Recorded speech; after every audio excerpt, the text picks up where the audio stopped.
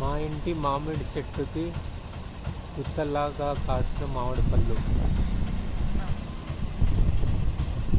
మామిడి కాయలు, సారీ మామిడి పళ్ళు కాదు మామిడి కాయలు. ఇది మా చెట్టు.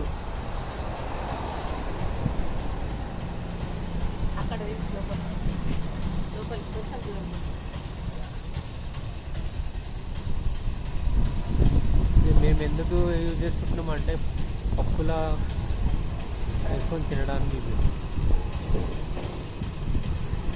మెయిన్లీ ఎస్పెషల్లీ పచ్చడి పెట్టుకోకుండా పప్పులో వేసుకొని తింటే పప్పు ఎంతో రుచికరంగా ఉంటుందని ఇది చెట్టు పెట్టాము. ఇది పెరిగి పెద్దది అయింది.